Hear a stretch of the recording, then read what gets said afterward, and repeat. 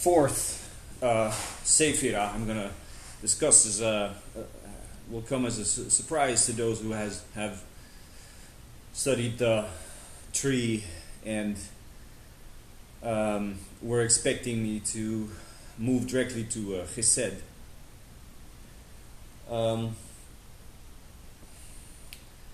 In fact, I'm going to dwell a little bit on the hidden Sephira, Daath, that lies on the abyss between the supernal triangle and the what's called the ethical triangle. The ethical triangle being composed of Chesed, the Jupiter sphere of mercy, on the pillar of mercy, Gevura, the Mars sphere on the pillar of severity, and Tiferet, the sun center, sun sphere, on the pillar of mildness or consciousness or equilibrium. And the supernal triad I've just treated in these with Keter, Chokmah, and Bina. But then, so I've discussed that between these two triangles lies an abyss. We see that as the abyss between the permanent, between the eternal, the principle,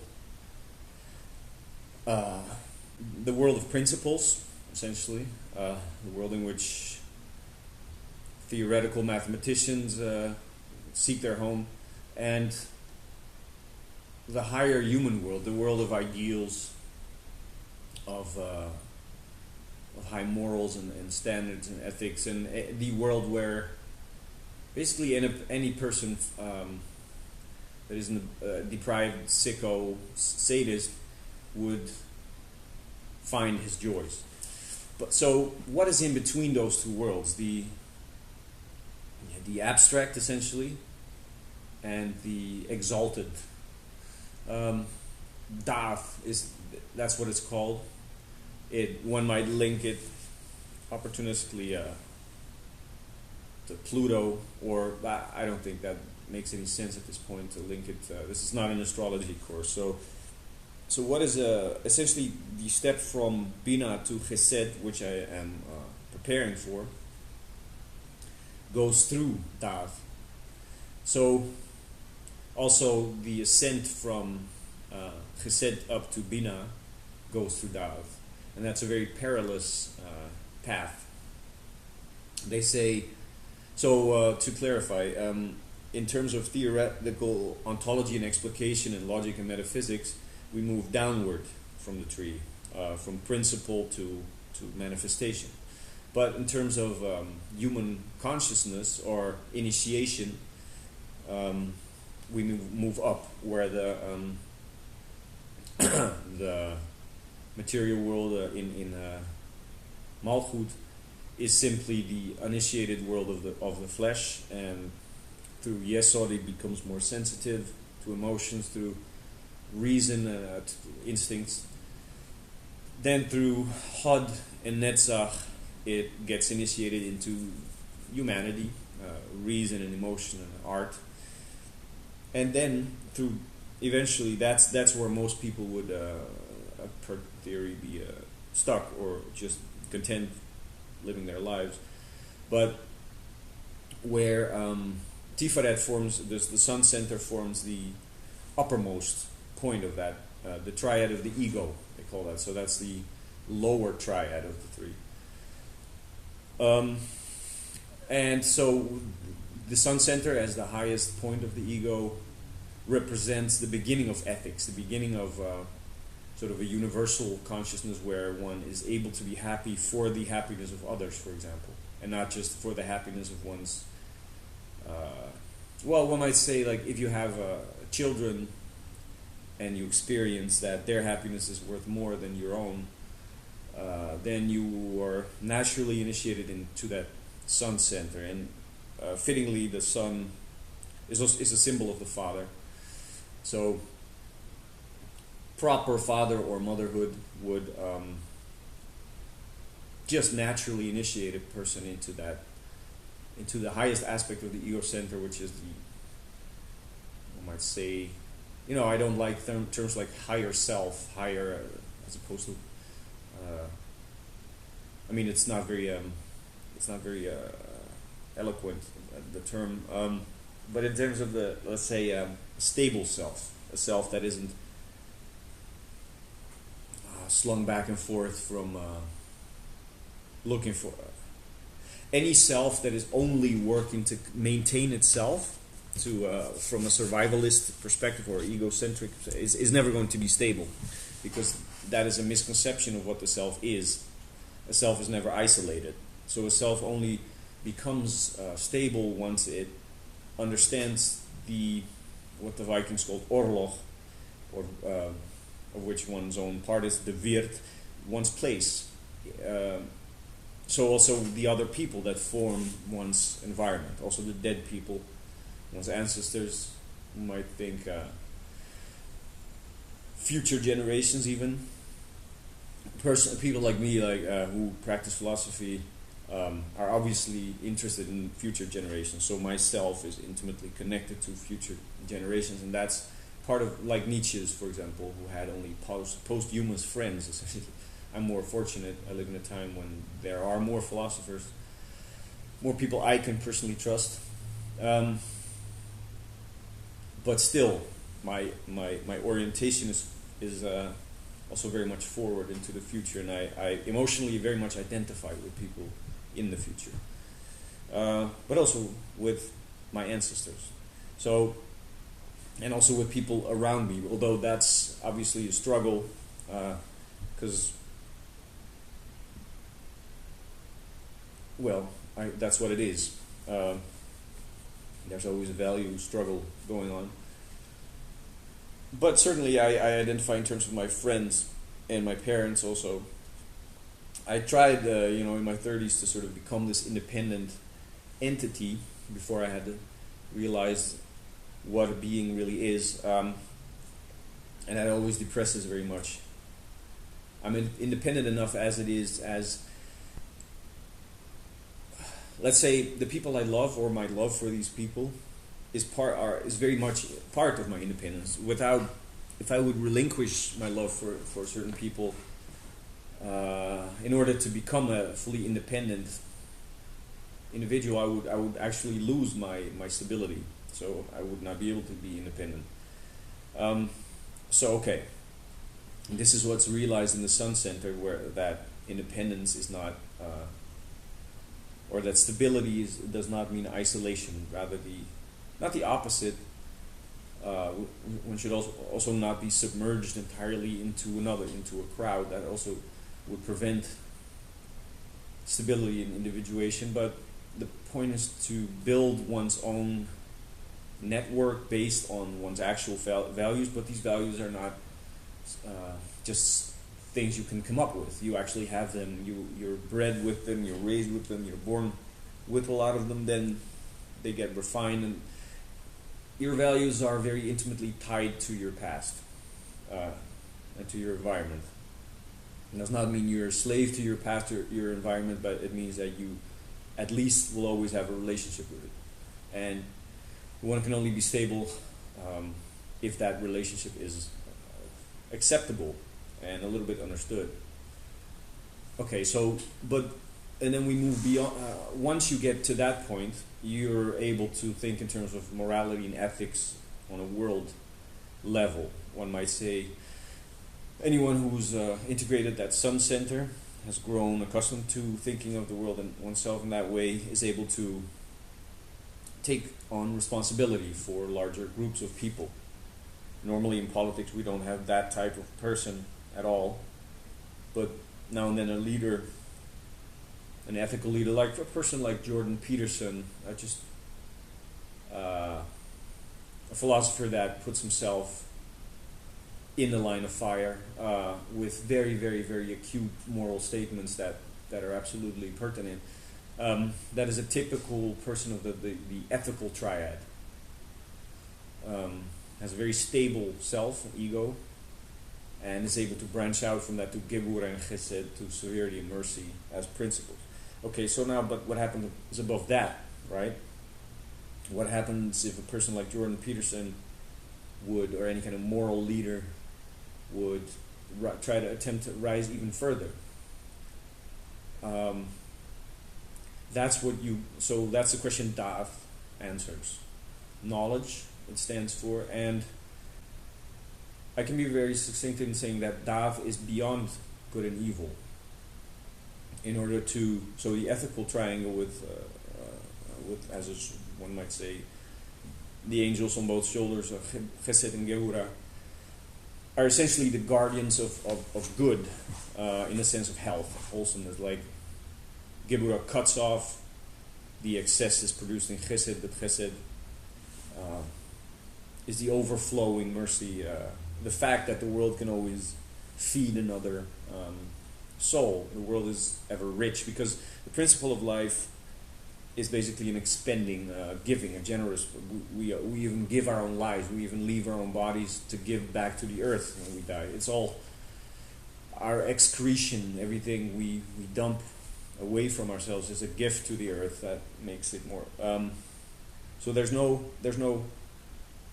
any healthy life is always in the process of giving, just as much or even more than taking. I don't know, even more, but it's and Chesed and Geburah describe how this let's say the treatment of the excess that life is can be governed. All right, I'll go into these Sephira obviously later on as I arrive at them from the top, but I have to explain a little bit. So Chesed and Geburah deal with life, but as we've seen, Bina and Chokmah do not. They are precursors to life, essentially. So Daath is in between, sort of the ethics of life and what's beyond life.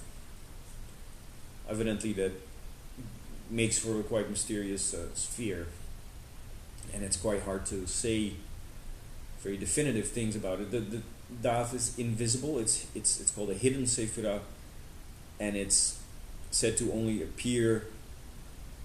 One must be aware of its ethics in order to cross that abyss, in both directions.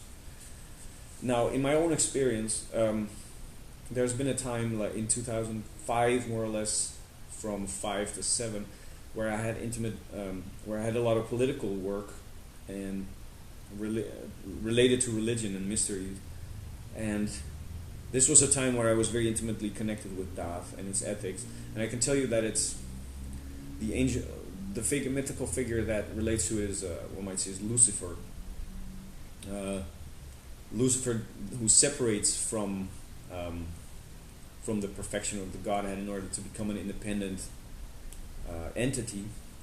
Now, I've already used images of Lucifer in Chokmah, where it's seen that Chokmah separates from Keter. And the same, since a tree is kind of a fractal, a model of unfolding fractal, where on different layers the same principles or the same type of dynamisms come to be. This is not this will happen more.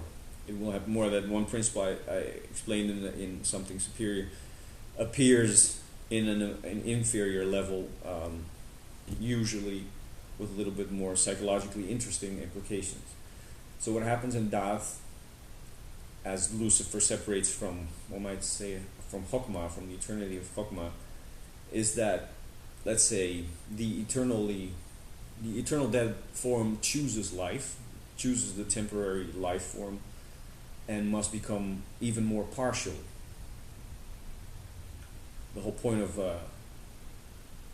emergence from manifestation out of potential was becoming partial, and here again we see where Bina is sort of the infinite expanse of form.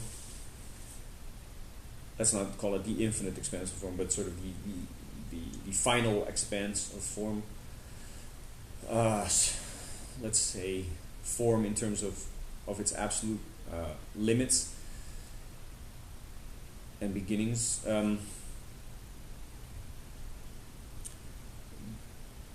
From that, an impulse comes that takes a limited form and thereby becomes even more of a dynamism. The more limited something is, the more dynamic it is, not in absolute in general.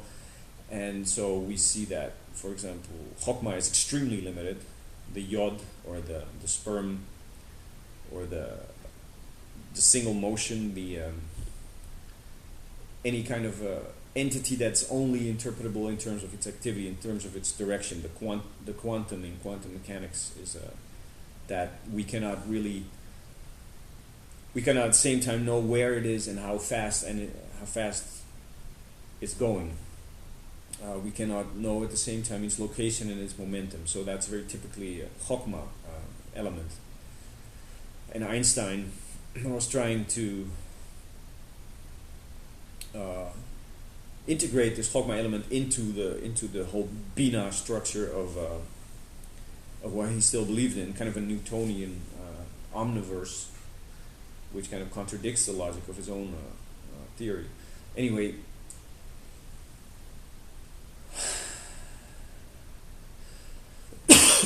so we can compare what happens to in Chokmah from Keter to what happens in Daath from Bina, where I've said that Keter is the primordial ground of potential and Bina is simply the ground of matter. So out of the ground of matter comes this, one might say, the soul, or a character, a type, a being with a specific nature. And this is chesed. So, and that's called mercy or love. The only property it to begin with consists of is basically the will to expend itself. So the will to exist. And this is immediately tempered by the opposite sphere, Gevura, the form sphere, where it's realized the consequences of expense and the limits to the viability of expense. So whereby expense is also transformed into, let's say, the sword, into the severe arm that protects the source of the expending. But all this is, I guess, conceived in Daath.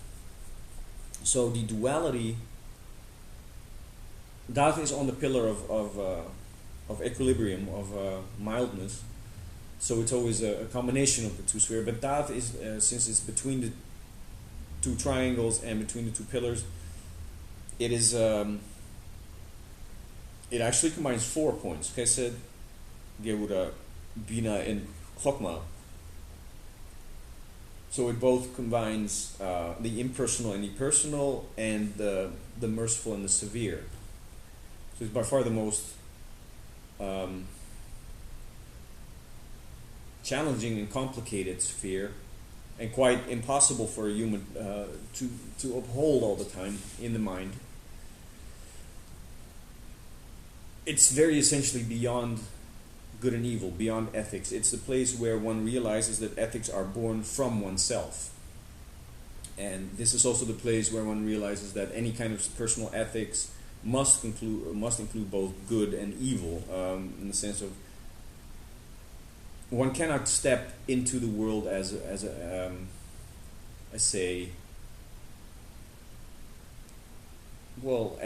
god.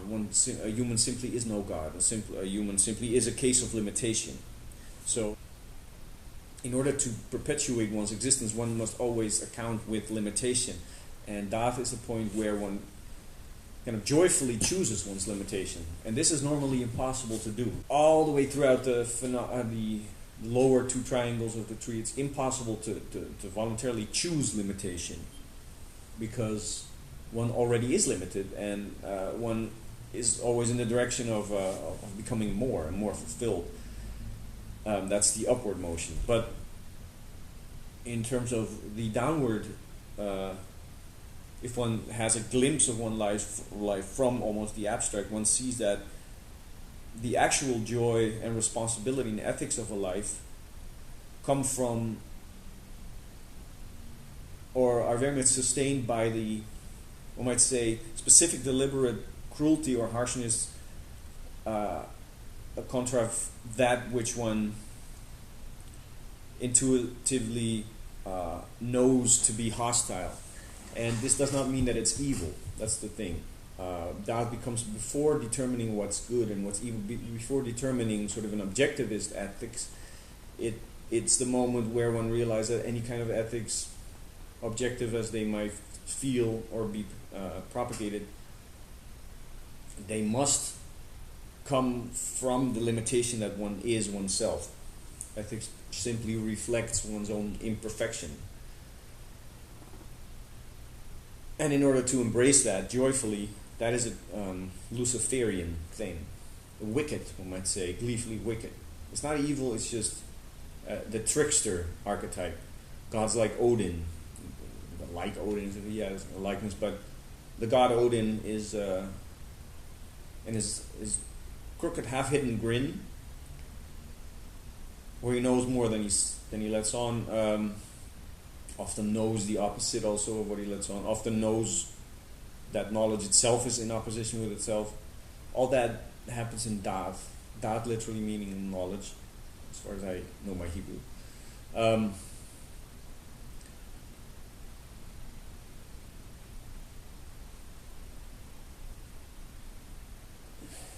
The empty room, the symbol of Daath.